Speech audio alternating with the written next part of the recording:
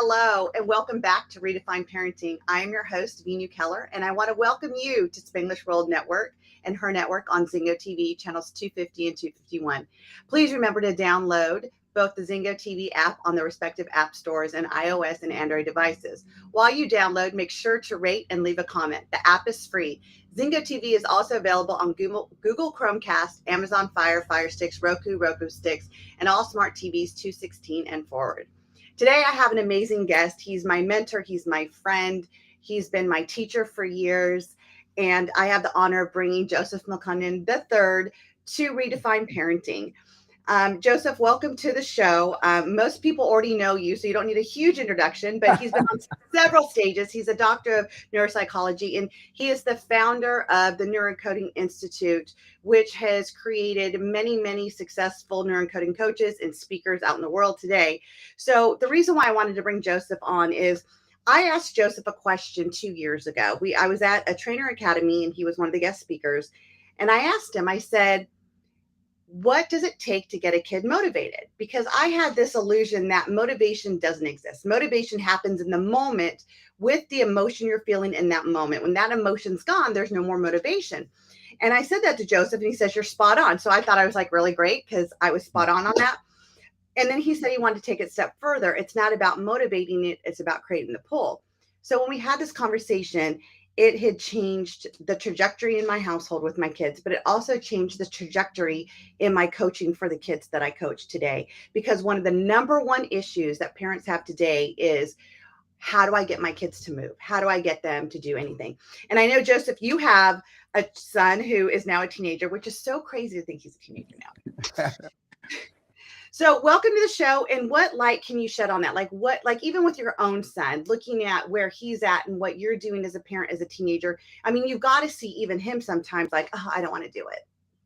Oh, no doubt. No doubt. First off, thank you so much for having me. I'm so proud of you. You're such a professional on this. I'm listening to you and watching you, and this is a whole nother side of you that I have not seen. And I know the people's lives that you're touching, you're making a difference there. And you are so spot on. And I remember when we had that conversation, Veenu, and I said that about the pull. Now, first off, I want to say, as you said, I am the proud parent of a teenager. My son is going to be 16 in January, so just a little over a couple months from now. And I'm going to be the first to say that I am not, I'm still learning as well. Because the one thing that the common thread that goes through all teenagers is that they're all unique. Yes. And they all have their learning styles. And yes, with neuroencoding, we can kind of, cordon them off and just say, okay, well, this person definitely is more visual learner, auditory learner, and things like that. And they'll surprise you from time to time. And so if I was going to shed some light on it, I'd first kind of talk about that whole concept of pull versus motivation. And such a great explanation that you said, Veenu, with regard to motivation, because it wears off. It's in the moment and it does go away. It's, I've heard that saying, I think it's Les Brown says that motivation is like a warm bath. It feels good when you're in it, but sooner or later, if you don't do something about it, it's going to get cold. You got to get out. So the concept of pull is this. It's the carrot on the stick. It's something that they're going towards, because motivation, whether it's pain or pleasure, will get you off the dime to do something. But what keeps you going is what's in front of you. And so one of the things, obviously, is to help that child find out what they want and what gets them up and what they're going after. And sometimes, I will say this, the things that are the pull for them are not always things that we agree with. And the example for me is, I'm one of those parents that believes that video games, especially at the level that they are right now, are not always the healthiest things for our kids. And that's a whole nother discussion. And what pulls my son is video games. And so, the flip side of that is taking them away from them to get them to do things. And what I found with him is to help, there's some static going on. Okay, that must be on my bad. Okay, is that better? No, it's still a little bit of staticky. Oh, okay. You know what I might do? Here's what I will do while we're midstream here, is I am going to actually switch mics just so that doesn't happen. Please bear with me. I apologize. So this is like what's great about technology, right? That there's so many different ways that we can change things around even midstream. So thank you guys for being patient with us as we get this, because I really want you guys to hear this information, because again, this has been definitely life changing for myself and for the clients that I work with. How's that, Veenu? Is that better? It's still like when you talk it, there's still some static. Oh, I don't know what it is then, because I have used my best mic here. I switched microphones. It's a little Any bit better. better? Yeah, we'll Okay. just keep going. Okay. So for my son, it was video games, so I had to find a way to have that compromise with him and just say, okay, well, if this is what you want, let me show you how you can get that and still fit within the parameters of this household and everything, and still fit within the parameters of you still becoming a better person and a good person and everything. So that is his pull. And, that's just one way. And I say to other parents, if you will, that find out what not motivates your child, but what your child wants. And sometimes that's difficult because they're not always forthcoming with that stuff.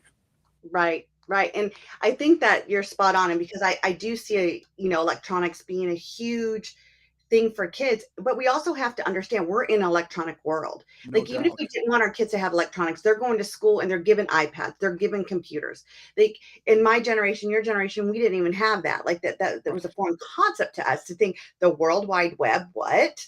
I remember those words came out, and now Yeah. look where we've come from. So it's really difficult to tell kids that, okay, don't be on your screens, but it's okay to be on your screens at school. Like there's so much um I think it's just like so much dilemma in that, because kids brains, of course, they're not developed, so they're like, well, why is it okay here but it's not okay here? And the other thing is that I think with video games in itself, it's also what video games are they playing, because a lot of them are No strict, doubt. Yes. you know and it's bringing out their creativity, it's bringing out what they can do, and that's why it's fun to them. There's again that pull to them, like what can I create and what is it going to do in this game, you know but going back to getting kids, like one of the things I hear all the time, and I had the same issue, this was my question 2 years ago, was like my kid didn't want to get out of bed. Like school is Oh not yeah. a for kids. It's just not. Yeah. And again, and it's a delicate conversation. We teach align and redirect. In other words, to get that connection with your child that might not be there, because as a parent, we see things, we witness things, and we compare those to our own lives, and we go, if I was his age, I would want to know, and I would want to know if I look back on my life, and I wish I would have listened to these things from my parents or people that were trying to teach me. I wish I would have learned that earlier, but nobody could have told you that at that age as well. We all had parents that said, do this, don't do that, and we didn't listen to them. And so I've found that, and not just with kids, but with just people in general, to align with them first. And that's such a difficult thing to do. For me, I'll give you an example. My son, video games were a problem, and a big problem. He wasn't doing his schoolwork. He was just becoming lazier and lazier. And it happened the most during the pandemic, because when he was growing up before pandemic, I was able to say, okay, you have this amount of time on video games, and that's it. But when the pandemic happened, especially because like you said, the way that they were learning in school was through their iPads and was online and everything, and it was hard to get them away from that screen. And I love what you just said there, Veenu. Why is this good? Why is it okay to do this and it's not okay to do this? Not to mention, I was doing my business in the house and everything, and he's seeing me on the screen all the time. And so I finally sat down with him and I just said, show me what's so great about this. And when I did, he sat down, he says, grab the paddle. Now, I have all of the video game skills of a slightly intoxicated circus pig, and he was just running me into the ground. But I let him do it, and I go, show me how to do this, show me how to do this. And I actually got into it and learned it. I was horrible, but I learned it. But that bonding experience with him, and it was interesting, Veenu, because he was now in the superior mode. He was in the teaching mode, which a lot of parents have a difficult time listening to their kids. Why would you listen to a teenager? They're teenagers. And as you said, their minds are developing. And that one thing right there, and I didn't attach anything to it. I left that experience and I did it a couple times. I said, that was great. Let's do it again later. And I didn't come back and give him my pearls of wisdom as, why, and go any further than that. I left and I came back. I did it a couple times. And now he and I had that kind of bond. I think that that's so important, that what you said is that you put him in the superior posture. Yeah. Because I think so much kids think that, oh, you're my parent, you're in charge, and I always have to learn from you, instead of being able to experience what is it to lead my parent? What is it to lead a leader? And that in itself makes a child, one of the things I always say on my show is like, how do we get our kids to have that open, safe, and trusting space to communicate with us? Beautiful. And when we do that, that's one of the strategies I would share with the listeners today is like, how are you aligned? Number one, you said align with your kid, right? How do you align with them? But number two, how do you put them in the superior posture? How do you get them to say, hey, I know something you don't know and you want to learn from me? You validate them. You validate their worth. You give them worth. You give them like, wow, I am worth you learning from me, not just the other way. And that does so much to a relationship. It really does. And it puts them in a position, believe it or not, what happened with my child, he started to listen to me more. He literally started to open up and come to me, but because then we're having an exchange. Because before then it was just dad tells me what to do. Right. Dad is, the instructor, he's the leader, he's the father and all those things. And now it is, we are, because we want them to. I said this to him a couple of days ago. I said, every animal in the animal kingdom, including human beings, although we have, let's just say, devolved a bit, every animal knows that they have to kick the baby out of the nest at some point. And every animal grooms their offspring to be able to fend for themselves and to be on their own. I should say every animal. Some animals, they come out of the egg and they never see their parents. But when, in the grand scheme of things, that's what our job is. And even those, by the way, even the animal that comes out of the egg has been imbued hereditarily and in its DNA to know how to take care of itself. So the design of life itself is to, at some point, be able to be on their own. And so when you look at it as you are assisting your child in coming to that place sooner, that they're becoming an equal, a teacher, and all those things. And I got to be honest, it does take some swallowing of pride and ego on the parent side as well, because it's almost like we feel like, okay, well, we're letting them do this, we're letting them run their lives.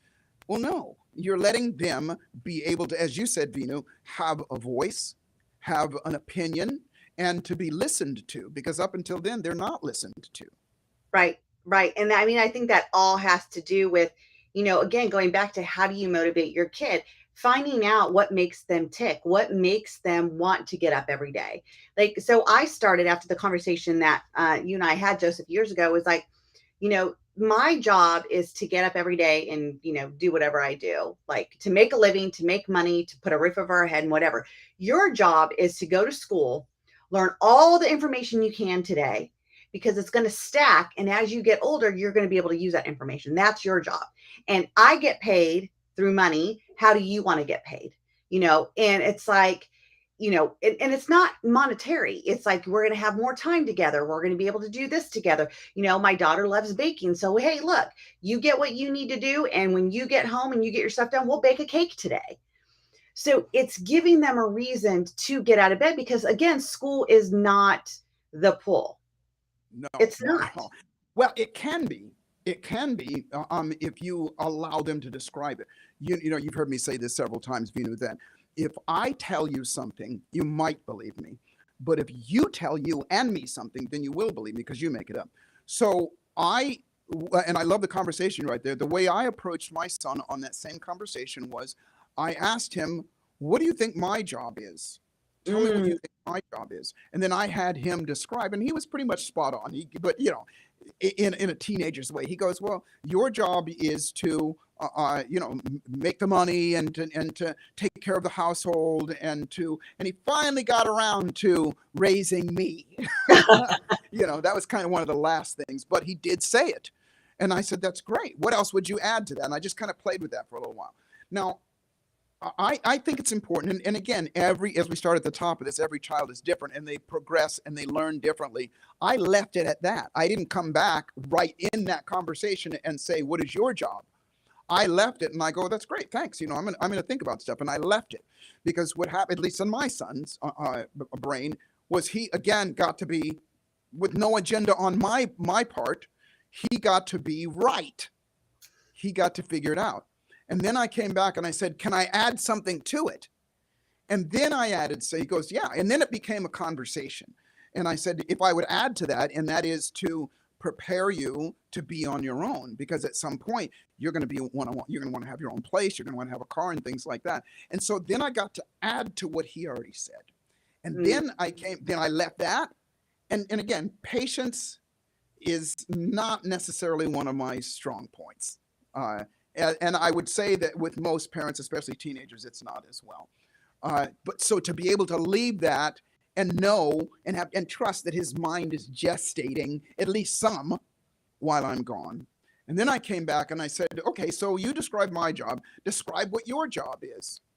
Now that came along with a healthy rolling of the eyes. Because then he was on to me. Then he kind of knew what I was getting at. He's starting to put two and two together. And he says, okay, my job is to clean my room, make my bed, and make good grades. And I go, great. What else would you add to that? And so it got to be a longer conversation. Now, guess what he was doing in the meantime? Playing video games. Right. And he would go back to that stuff, and I didn't hassle him over it. Because I feel like I'm choosing my battles, and a little bit at a time is better than moving backwards. Right. And so what happened was I came along, and then I came along with a conversation. What do you want? And he had a hard time with that, because with him, I said, what do you want now? Not what do you want in the future? What do you want now? And he goes, well, I want to get, and I forget how he put it, like level 15 at whatever the game that he was playing and everything. And I said, okay, you know what my job and you know what your job is. And so if I can help you get to that level and do that, would you be interested? And he goes, well, yeah, of course. Now, I don't know how to play, like I said, I don't know how to play the video game. And I do know that I can show him things about how to pace himself. Like, for example, I shared with him the studies of people that work, 9 to 5 with a 1 hour break, produce less and achieve less than the people that work for 45 minutes and take a 10-minute break, work for 45 minutes, take a 10-minute break. And I shared with him that. And I said, so here's what, let's try something. And it's just an experiment. Let's see how you do doing this for 45 minutes. And then your 10-minute break, you get to play on your video games, and then vice versa on the days that you are allowed to do you can do your video games. Let's do just the opposite. You do your video games for 45 minutes and then take 10 minutes to do this. And what happened was we got in this ritual, this thing going on. And I am by no stretch of the imagination saying that my son is perfect and he's doing everything that he's supposed to, because it's still, a bit of a battle as we go through. And I will say that we've got lots of progress. His grades are doing much, much better. And he's moved from that place of, Veenu, you said this earlier, that we live in this digital age. And we live in this age where the unfortunate thing is that whether it's social media, video games, or any of that stuff, even Netflix and things like that, they are designed to keep and hold that child's attention, all of our attentions. And that's what we're competing with. So that having a little bit of progress is better than none. Well, I mean, and I've learned this from you many times. It's progress over perfection. Yes. Oh gosh.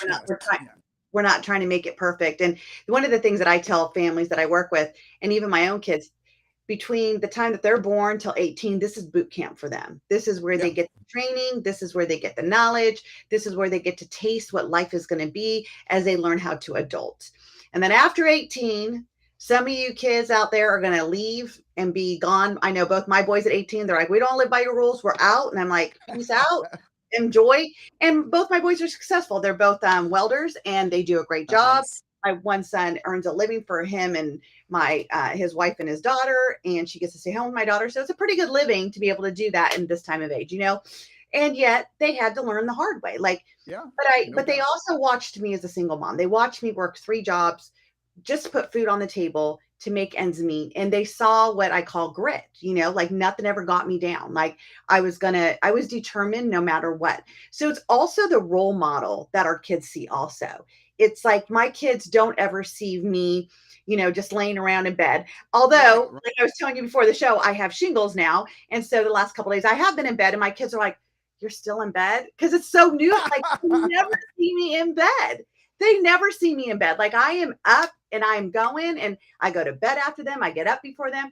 And so they're just really shocked. I'm like, "Yeah, mom's not feeling well, But it's beautiful. It's a hard concept for them, because I'm not in bed. I am on it. I am working. I'm doing something. I'm making progress in my life. And that's what they get to see too. Well, So let me ask you this question, because that is beautiful.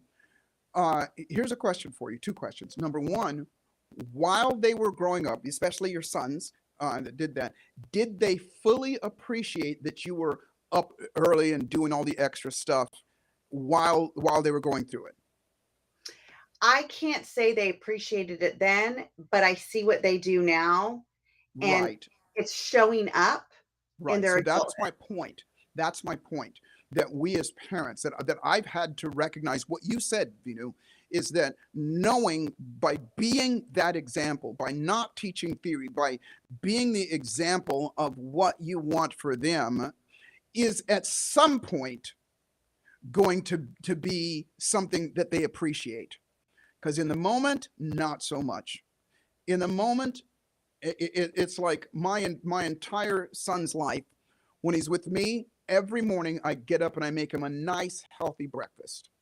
Every morning I do everything for him, and he is same with you. He never sees me. I'm up early. I'm stay up late. He knows that I'm constantly doing stuff, and he also sees me enjoy myself as well, because Right. I like to do that.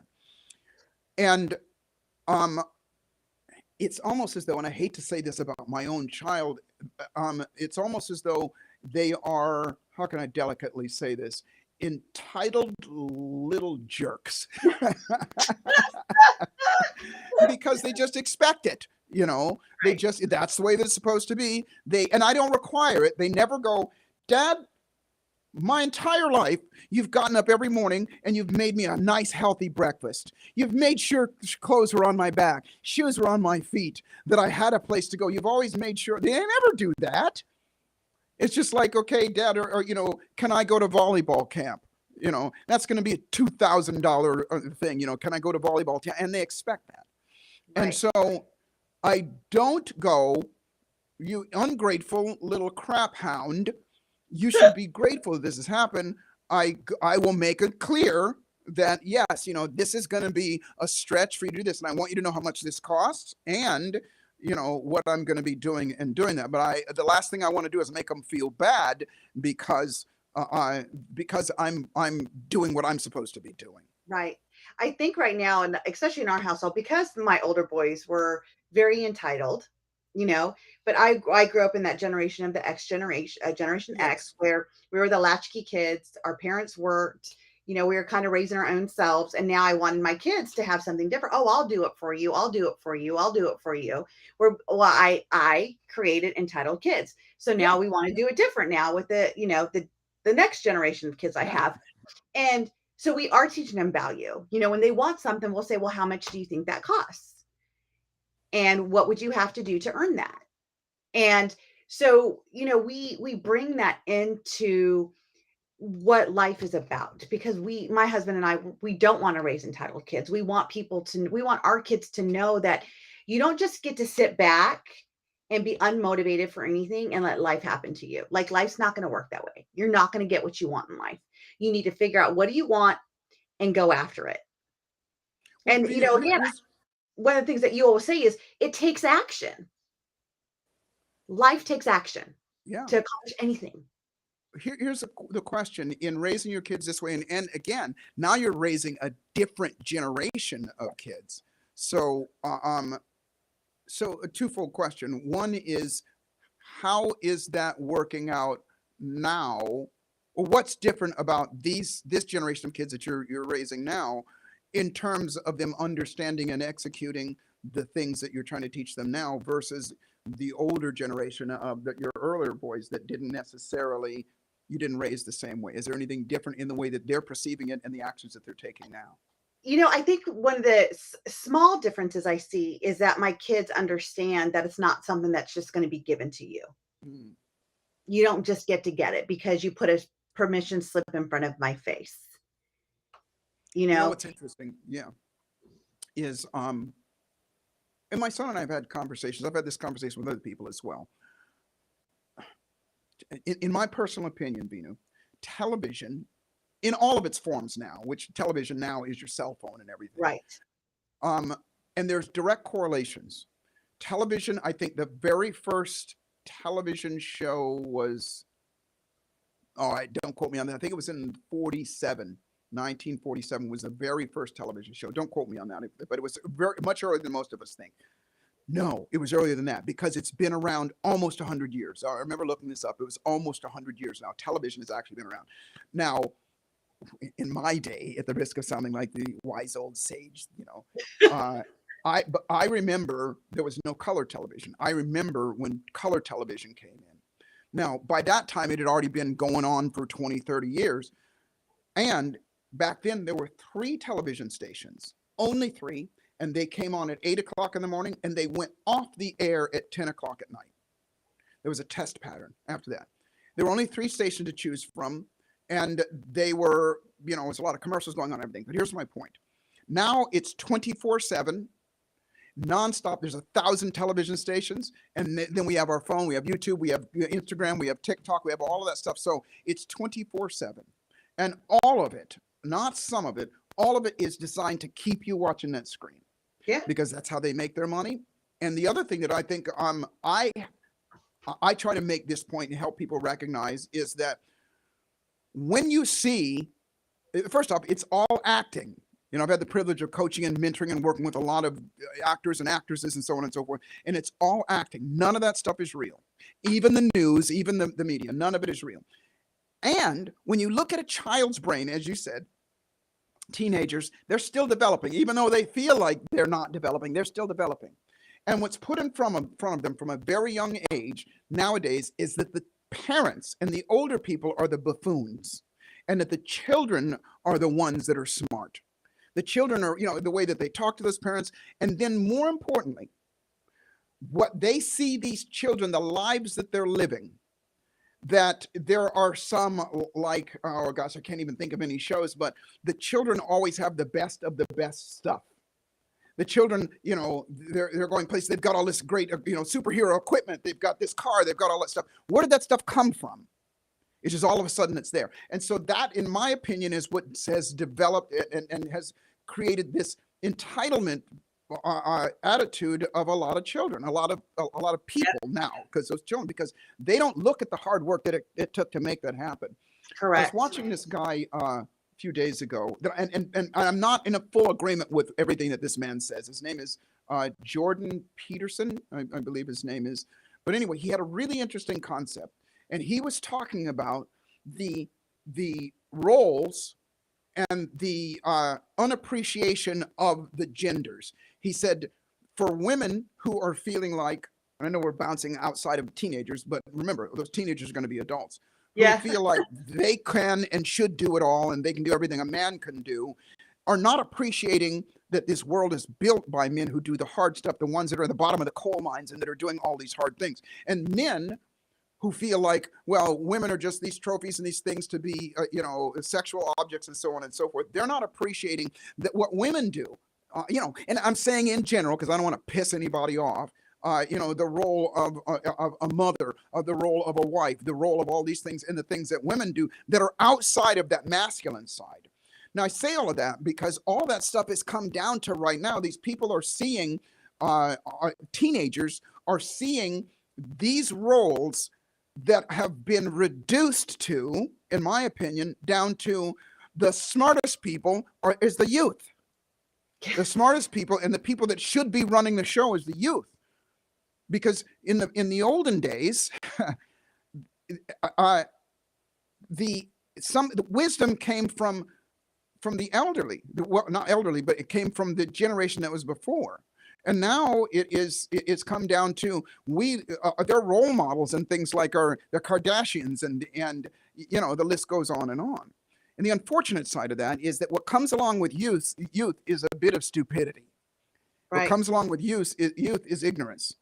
What comes along with youth is lack of experience. And so if you're learning from somebody that is feigning to be developed at the highest stage, then it's a predetermined outcome that's going to be. You're going to raise more and more people that don't have the skill set to be an adult. Yeah. I mean, you're absolutely correct. And it's also their role model then. And again, it's all about role modeling. Like who are Yeah, influencing our kids to believe up to create their belief systems, right? Because their belief systems are the foundation of all the things that no they doubt. create in their life, and you have that saying like so I think as I think so I feel I, So I so do. so I do, and as I do I have, right? Yes, And correct. it's the same thing kids do too. They have a Yeah, thought and then they have a feeling about it. And then they're like, huh, do I really want to get up and go to school today? Do I really want to do my chores today? Like, it's just that, like, and are they going to take the action to do it? And that's really what it all comes down to is how do we get our kids to move? How do we get them to do things, especially when they don't want to do it? yeah. I would say part of the answer to that is, first off, the first answer is, what do they want? Help Right. find out exactly what they want, even if we don't agree with what it is, and then teach them how to get that. And then, which is pretty critical, is to reward their little steps. Anything that moves in the direction of what you want and what they want, reward it and acknowledge it. Because on a neuro encoding and a neurological level, then what is happening is the brain is going, hey, that felt good. I got dopamine hit. Let's do it again. And then they start to do that stuff unconsciously. They start to Right. pick it up.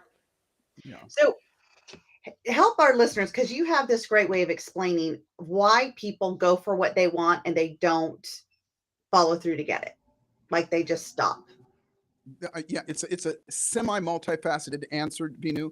And here's what I'll say: is oftentimes what you said earlier, not oftentimes, but all the time, our beliefs are what support what we do.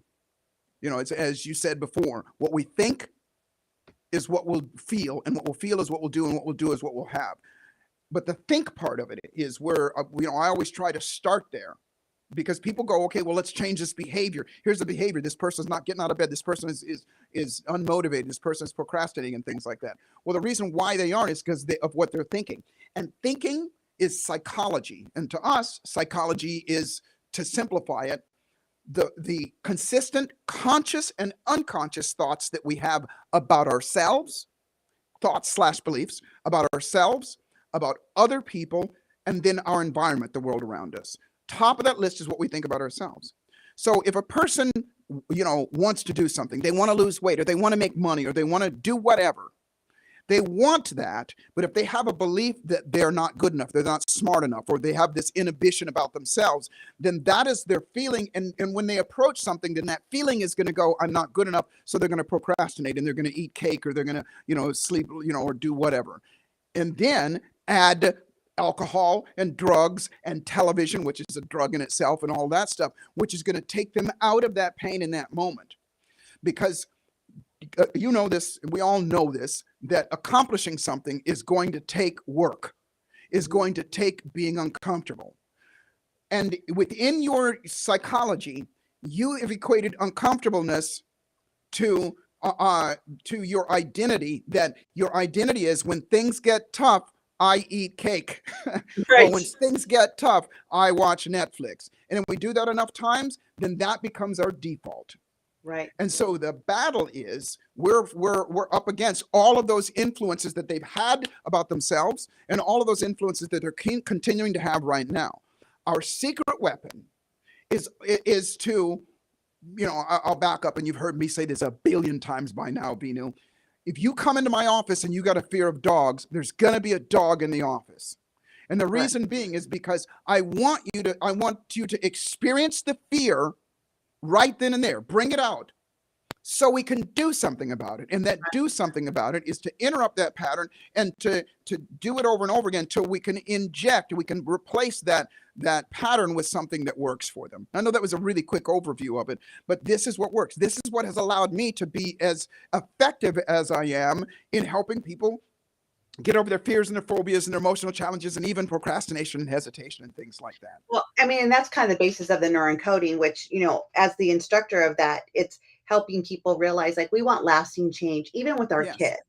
So again, it's going back to like, what do they want? What does your kid want? Yes. And don't criticize what they want. Don't judge what they want. Just say, great. And what do you need to do to get it? And I even go as far as this, if that's what you want, is what you're doing right now taking you towards it or away Nice. from it? Right. Nice. Because it's giving them back ownership.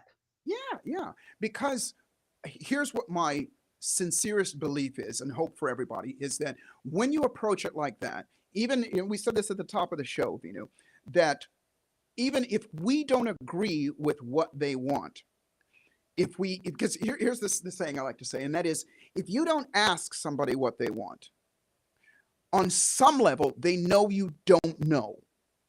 And so they can and probably will feel like you're trying to get them to do something for you and not for them.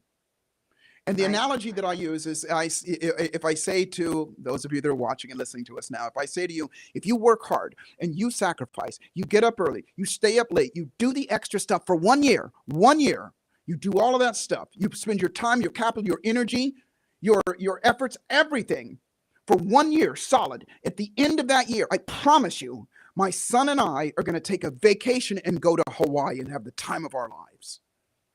You're thinking to yourself, well, screw you. I want to go to Hawaii. What about me? And that's an exaggeration. And that is an exaggeration of the feeling that that person is left with if you don't ask them what they want. And so even if you don't agree with what they want and you find out what they want, I try to bank on common sense and the need to survive. They'll come around at some point. At least I've got that connection with them, and I can say, okay, in order to get that and to be able to do that, we've got to do these things. And I love the question that you just said. Is what you're doing right now getting you closer to what you want? If they say no, if they say yes, then great. Okay, so would you like to do more? Would you like to enhance it so you get it faster? If they say no, then go, great. What could we do different so that you can get there faster? Then oftentimes what happens is they start to lose track of this thing that is harmful to them, because trust me, they know, they're not stupid. They know that playing too much video games is not good for you. They know that. They know that any of those things are not good for them. So this is a path to help them to get there. And so, go ahead. And I just want to say, and so I think one of the biggest keys that I learned going through the neuroencoding program, and this is something that I did not do as a parent as much as I should have done. And I actually put it in my book. It's chapter 3 of my book, Teach Your Children That They're Enough. It's celebrate. Nice. Celebrate, because our kids think we're going to celebrate just their grades, or we're going to celebrate the award they get at school. Are we celebrating the day that they got up, the day that they didn't want to get up and go to school? Yes. Like that, to me, will reignite the motivation. Because I know a lot of parents like to use that word motivation, and that's fine if that's your vocabulary, you want to use it. Works. Yeah. So it's relighting that emotion that's going to motivate them. Because then the more that you see your child, the more that they are seen by you, appreciated by you, because they're celebrated by you, the more they're going to want to do. Yeah, I'm smiling so big because we had such an example of that over the last 6 months. I'm a musician, and I'm not trying to make my son a musician. I just wanted him to get the value of the practice and what that meant and everything. So he has piano lessons, and he won't practice his piano unless I schedule it and make him do it. He won't do it. And he has oftentimes showed up at his lesson having never practiced what he learned. And so it was frustrating to me because I love music and I like to practice and things like that. So what happened was, and by the way, my son is the polar opposite of me. I like, up-tempo music and stuff like that. He listens to something called lo-fi, which is like really mellow and jazzy kind of thing. And so, I'm back there I have a studio. I'm back there going, whose kid is this? What's he listening to? There's nothing wrong with that. But I came to the realization that that's him. That's who it is. But here's what happened was instead of practicing the stuff that he's supposed to be practicing, he's practicing lo-fi stuff. He's making stuff up. He's going on YouTube and learning those songs on there. Now, I remember in the past going, practice what you're supposed to practice. But I caught myself and I just said what you just said right there, praise him. And I would come down, that's really great. That's awesome. You learned that on your own. And what I've noticed, Veenu, is that, like I said, I'm not trying to make him a musician, but guess what he's doing? He may not be practicing what I want him to practice or even what the teacher wants him to practice, but he's practicing this other stuff and he does it on his own. We have a piano right in the middle of the room and he's got to walk by it every single day. And now what I notice is he walks by and sits down and plays just for a few minutes. And I know that it came from my appreciating and my acknowledging and praising him. Now, the next step is, imagine what it's like having me for a dad. Is I get him to praise himself. When he gets up from the bench, pat himself on the back, hey, I did this. And his improvement and as a piano player, he's playing music that he wants. If he decides that he wants to play professionally, he's got that background, he can do that, but he doesn't have to. But now he's learned that skill of practicing. Yeah, that reminds me of a time. I always say it was my past life before I was a coach. I worked mental health, and I left mental health to be a teacher for a small portion in a high school. And I had the kids that had the behavior problems.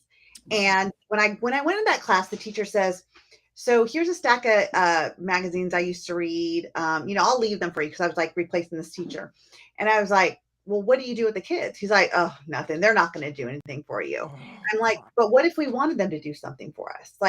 He's like, well, we're supposed to get them to write and stuff, but they're not going to write. So don't waste your time. Let them do what you do. Take a break. So I said, no. And so my first day, I asked the kids, first of all, I engaged them in conversation of things that they wanted to talk about. And then I picked topics. I said, if you guys were going to write a story, what would it be?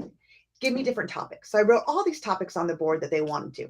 I said, great. Now pick one and tell me a story about it. I got them to write.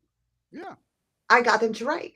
That's the motivation. When we say motivation is what is going to be appealing to them? What is going to make it fun for them? Kids want fun. That's the one thing that most adults I see have lost that we're trying to get. I have definitely worked on having fun and I have fun a lot now in my life, but I also married a fun guy. So he makes me have fun. But we lose it. When we're kids, why do we take more chances? Because we look in the fun of it. We're so innocent in the judgment of it or anything that we're just going to go out on a limb and try it. And because it's fun. Yeah. But as adults, we're not looking at the fun. We're like, oh, it's work. I got to do this and stuff. So it's bringing back the fun. So make it fun for your kids. Again, what do they want? Make it fun, celebrate them. And one thing that you said, Joseph, that I wanted to really bring home is help them praise themselves. Yeah. Oh, goodness. Yes. Mm-hmm. That is so huge. They have got to learn because one day you're not going to be there and they need to be able to stand up. And I always say, put your hand up, bend over and pat yourself on the back. It's like in my head all the time because of you, Joseph. And how great is that, right? Because my kids now do it. They see us, we do it and they'll have fun with it. And we'll just be like, put your hands up and we'll start patting ourselves on the back. And it's so great because when they do something great in that moment, I want them to capture it. Yeah. Whether I'm there or not. I didn't grow up that way, and I had a hard time learning that lesson for myself. As a matter of fact, I was the antithesis, which a lot of people are, is they beat themselves up versus praise themselves. And when I learned that lesson, and I'm going to give he's the only teenager that I have in my brain, in my life, is my son. I'll use an example that him knowing that and him doing that. Two examples. When he was little, again, me as a dad, I always do things and I'm the role model for him. So you've seen me teach this in seminars. You walk through a door, I always throw my arms up and go like this and, do what I call the golden god, the golden goddess. Now he's seen me do this his whole life. So when he was like 2 or 3 years old, just, you know how he's walking alongside of me, and we walk up to the door to the supermarket, and it's got a pressure pad, so you step on the pad and the door opens up. And so just before I stepped on it, he pulls my hand back and pulls me back, and like, I got this, Dad. He doesn't say that, but he steps on the pad, and there's this little tiny kid. He throws his arms up like this because he's seen me do it a bunch of times, and he takes a bow as he steps through. Well, inside the store, there's a Starbucks, and there are people in line, adults in line, and they see the doors open up and this little kid doing that, and they go like, and they're clapping for him, and he just cracks up and that kind of thing. Fast forward, um, now my son is a volleyball player. That's the thing that he loves now. It's the thing, the saving grace that gets him away from playing video games all the time. So when he makes a good shot or a spike or something like that, or does anything at all, he's the one, and I've watched the progression of it spread throughout his team. He's the one, whenever he does something, he celebrates. He does like a stupid little dance or pats himself on the back or shakes his ass or something like that. And now I'm watching it. It's infectious amongst the other kids on his team, and they're all doing it, and they're all doing their little thing. And I watch the other teams, like he's volleyball for high school, but he does club volleyball. And I watched the other teams when they were doing the tournaments. Even if they were losing, whenever they do a shot, they'd celebrate like crazy, and they're doing all this stuff, and it throws the other teams off guard because they're not doing it. And so I encourage, to teach your children to praise themselves, and then also let them, as they get out there and do it, they're impacting other people as well. Yeah. Again, it keeps going back to role model, right? Like Yeah. you modeled this to your kid. Oh yeah. He Yeah. does it. And that's really it. So like again, the motivation is find out what they want, make it fun for them, and make sure you are not judging what they want. You're actually enforcing it, because that's the motivation. Are they getting what they want? That's really what's going to motivate. I mean, what motivates you? I mean, what motivates me is getting what I want. If Yeah. I know I can Oh get what yeah. I want, that's going to motivate me to get up, as you say, we're on TV, so shake our behinds. I don't know what words we can say on TV anymore. And a lot more than we could say back in the day, though, I'll tell you that. Yeah. No doubt. And, No doubt. and go after what you want, and when you are like that with your kids, imagine when they get out of this boot camp that we Yeah. called, Yeah. Mm-hmm. what are they going to be? Who are they going to be? Because you gave them opportunity with these simple steps. And this is really what redefining parent is, because as Joseph and I have been talking about, we weren't raised this way. This was not our childhood. It was something that we've learned and now we teach. And and again, Joseph, that's why I brought you on here, because you have been one of my teachers for almost 20 years now. And I know that I'm doing what I'm doing because of some of the learnings I've learned from you, the neuroencoding, what you have created to help more people help people in the world by giving sustainable changes in their life, by changing the patterns in our brains so we default to what we really want. Like, you're it, and I'm so honored to be on your side and sharing your Well, I think first off, thank you so much for that. And you're selling yourself short, because you're not just on my side. You are one of the core instructors that teaches other people that you said at the beginning, we have created so many other people that have gone out there, become successful and made their own businesses and changing other people's lives. Well, a great deal of that is because of you, because they have to go through you in order to get certified, and you support them and you take care of them. You're such a shining example of not just the skills and the tools that we have, but the application of them, and to be able to teach it as well. So I'm honored, and I thank you as well. Well, we have one more minute. If there's anything else you want to tell our audience, just some, a nice, I'm sure you could tell them a lot, just something that they could take forward, like not even just with their kids, but in their life, what would you tell them? Yeah. I'll kind of leave it at this, Veenu, is that, whether it's philosophies or religions and things like that, we always hear that we're here for a purpose, and that we all have a reason and a purpose on this planet. And I like to point out to everybody, we have more than one purpose. You're a mother, you're a father, you're a sister, a brother, you have all of those roles. You have many, many more purposes. And if I was to boil it down to the most important purposes that you have are, number one, to be kind to yourself first. And then secondly, be kind to others, because there's so much that comes along with that. As you do that, you become a better person. You become a better person to yourself, and you tend to go further faster. And then you become a shining example for everybody. And lastly, those of us that dare to dream while the rest of the world is having a nightmare, unless you've been living under a rock, you know that's true, that most of the world is. We're not only going to create the abundance and all the things that we want for our lives, but the best part about it is that we become shining examples of what's possible for the rest of the world to do as well. So life is exactly what you dare to make it, and fortune favors the bold. I So love it. bold. I love it. I love it. Thank you so much again, Joseph. And as I always tell you, all the listeners out there, be curious, not critical. Oh, Let's yeah. all of us help give our kids a childhood they don't have to heal from, just by taking these little things that we learn each week from the guests that I bring on here, to give our kids that childhood that they can be proud of, that they can go out and make something of themselves. So that ends our show today. The show can also be heard on Spanglish Radio Network. Please check out www.spanglishworld.ca for all the news and programming. Spanglish World, watch it, hear it, read it, download it, and live it. Thank you, Veenu.